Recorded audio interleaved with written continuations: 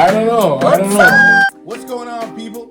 Welcome once again to another episode of Informer by the Window. I got another update for you guys as well. Update time. And this is about the infamous bike thief. Oh gosh, the bike thief. So, yes, didn't she get a little, the bike shall we say, she broke down and went out to the curb and had a conversation with the bike thief. And he's lovely. She said he's a lovely guy. I got his name, so I cannot call him the bike thief anymore. She referred to him by name, and now she's breaking down to the point of saying, we can't call him the bike thief anymore. I'm like, why not? I said, he's just a character that passes by, just like all the people that jog by or walk their dogs or kids on bikes. Nobody knows what he looks like. It doesn't matter. But she's feeling guilty. Mind you, she's feeling guilty. He's still a bike thief because he did steal a bike. But he's lovely. And I made a new friend. And not only is he lovely, but he stops riding bikes. Now he's got some sort of He's a motorcycle, a little moped. A motorcycle? Or a mini moped. I wonder when thief that. Oh. I don't know. I'm a little bit peckish. Are you hungry? Yeah, I'm a little hungry. I could eat that food. I could eat some cold foot. Oh no. Let's not go into that whole Jamaican thing. What? That's what I eat. What do you want me to eat? A burger or fries or what's wrong with you? Piece of quiche. You know what I could eat right now? Some nice aged cheddar with some nice olives with the pimento pits. That's what I want. Some crackers? Yeah. That sounds good. Yeah, you can keep your cow food. That sounds good. Well, I mean, I eat all kinds of food. Yeah, you're a food snob, babe. You're a food snob. I you know what, guys? Honestly, I am a food snob. I'm not going to deny it. Yeah. I am a food snob. I don't like, as I always say, I don't eat food to make other people happy. Yeah. I eat food to make myself happy. And so if someone tries to give me something that I don't feel that is appealing enough, I'm not going to eat it just to make you feel good. It's not about you. You're the one that's offering it to me. Well, so make sure it's on point before you are. No call no over for dinner unless you can cook. Oh. Having this one over to dinner, you're setting yourself up for some real critique. Well, not unless you know how to do it right. Because he'll tell you. Right. But he will tell you. At the same time, if it's good, I will also tell you. What you got on your mind? I don't know. You were wondering what you could cook. Mm-hmm. I have an idea. Hit me. Maybe you can make the roti with the Better Pack curry. The what? What? The what? The Better Pack curry. Isn't that what the Jamaicans use? The Better Pack curry? And what did you say before that? You can make roti. Roti? Roti. It's called roti. What the hell's a roti? Roti, okay. Correct me if I'm wrong here, but roti is a guy that travels with a band or a carnival or something. That's a roti. And it's also a Caribbean sandwich. No. I think you've got it all wrong. That is called a roti. Oh my Not roti. What the heck is a roti? You can say roti. You can say roti. People back me up. You can say roti. No, I'm going to disqualify your Caribbean card right now. Your Caribbean card is going to officially go on suspension right now. Oh, give me a break. You cannot say roti. Okay? You cannot say roti. And as far as the curry is concerned, it is not. What do you call it? What?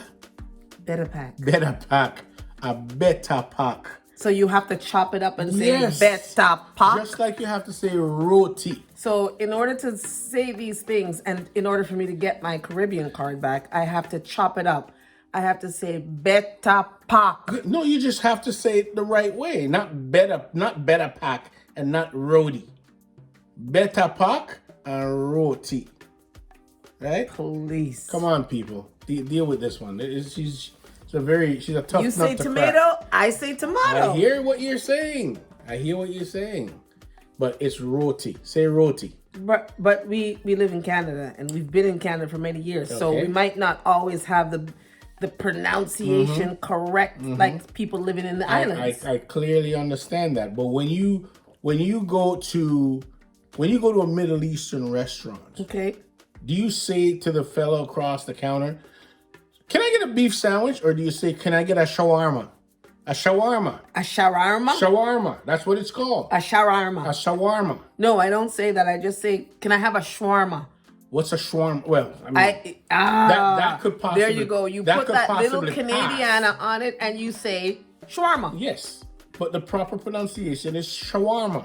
But we, as Canadians living here, multicultural as we may be, we don't have the accent of everything. And you single don't have culture. to have the accent. But when you're a West Indian and you're talking about roti, you can't be saying roti. Roti's a guy that travels with the carnival on the road. That's a roti. The thing you eat with curry and with dal, that's called a roti. I say roti. Oh, come I've on. always said roti. Come on. I say roti. Tomato. No, I'm not with you on that. Roti. People, talk to this lady. Please, talk to this lady. She needs some help. And it's beyond me helping her. It's all about Canadiana, guys. No, It's it is all Canadian. things Canadiana. All things Canadiana. One of the things that happens in Canada is you're encouraged to retain your Are culture. you a hoser? Are you a hoser? What's a hoser? What's a Don't you know what a hoser is? hoser? Don't you remember back in the day? Take off, eh? Take off, eh? Bob and Doug McKenzie. That's a hoser. We're Canadian hosers. Take off, eh? That's a Don Cherry, eh? See? So how come that's okay? Whether you're Jamaican, whether you're Italian, if you lived in Canada for a length of time, you become a hoser. You know what that is? Yes, What's hockey that? night in Canada. Hockey night in Canada. Okay? I remember as a kid, We're boy. Canadiana. We like kitschy. Well, I like That's kitschy to do Canadian with- things you know- like Rita McNeil and Anne Murray. Neil, there you go. And That's one I haven't heard in a long want time. all those really kitschy Canadiana people out there to join me as we all join hands and sing a few verses of the wreck my of the goodness. Edmund Fitzgerald. Here Yay! Here we go. Here we go. The only people I know that know the words to this song are me and my brother. And we can sing it like Edmund the whole Fitzgerald. thing, verse after verse after verse. That's because when we went to school, we learned this song about this, the tale of the wreck of the Edmund Fitzgerald, which was some ship way back when. what about And Gordon the, Lightfoot sang this song back in the 70s and it was a big hit. But that's as Canadian as it gets. Here's one for you. Who's the boys that builds the boats and what? No. How's it? Help me I out use here. the body that builds Oh, the how's boat. the boys? I use the body that sails her. I use the body that catches the fish and brings them home to Lizer. Lizer? There's a second verse, but I guess I don't Well, need to go so real. in depth. That is real down. What do they call it? Down home. Down home. Down home in Them Newfoundland and East Labrador. Coasters. Newfoundland and Speaking Labrador. of Newfoundland and Labrador, I want to say what's up to my friend Sheila Hey, there in Sheila. Nova Scotia. Hey, Sheila. Watch out for them Informa window. Yes, Sheila sent me a picture Yeah. of her sitting by her Informa window because she has a few people around that she has to report on because they're informing on her. But Sheila's some good people. Everybody, I want to see you to say, what's up, Sheila? What's up, Sheila? Yeah, Sheila's good. Yeah, Sheila's down home. Down home there in Nova She keeps Scotia. us connected. Yes. No, she's down. Where's she at? Nova Scotia and Cape Breton. Is it Cape I Breton? think she's in Cape Breton. One day I want to go that direction and so I can get some nice lobster and seafood. Mm-hmm. Yeah. Actually, you know where I'd love to go in Canada is the Rockies. I'd love to go to the Rockies. Yeah, I've That been would west. be Vancouver's phenomenal. nice. Phenomenal. I had ultimately I had a job when I was 17 years old. And I my remember job He thought he was so cool because he got to wear a suit. A cheap suit, I might add, but a suit nonetheless. and my job was to be a door-to-door encyclopedia salesman. I don't know how many of you guys had that experience, but At 17, he thought he was the bee's knees Well, because listen, he wore a suit. it was a He job. carried this I had a job. cheap briefcase and he knocked on doors up in Penetanguishene and yep. asking people if they wanted to buy encyclopedias. I remember meeting, I believe it was Russ Howard and his brother up in Penetanguishene. Who's Russ Howard? Well, he's a curler. He's a Canadian curler. These Oh guys are yes, he's famous big. brothers. He's talking about I'm a kitschy Canadian. He loves to No, watch it's curling. It's people. because I was Curling. exposed to it when I was a door-to-door encyclopedia salesman up north. I was exposed to curling. I saw how it went, and I thought it was a pretty neat sport. So I started watching it on TV. This is story time, by the way. She thinks it's really boring and. Oh, boring. But in any event, I remember going to this one family. This was most amazing. I went to this one family and I rang the doorbell. And this little boy came to the door. He couldn't have been more than about 5 or 6 years old. And he opened the door and he took one look at me and he went charging back into the house, left the door wide open. This is in the middle of winter. And he's yelling, "Mommy, mommy, mommy, there's a black man at the door just like the one on TV." I was just dying of laughter. And here comes the parents, come running to the door, all embarrassed. I'm like, "Why are you embarrassed?"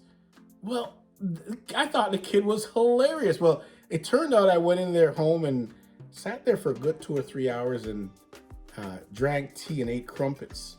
They never bought encyclopedias, but I tell you, that was good one people. heck of See, that's experience. good Canadian That was people. one heck of an experience. Good Canadian, neighborly people. You know what else was quite funny as well? I remember reading a newspaper from up north.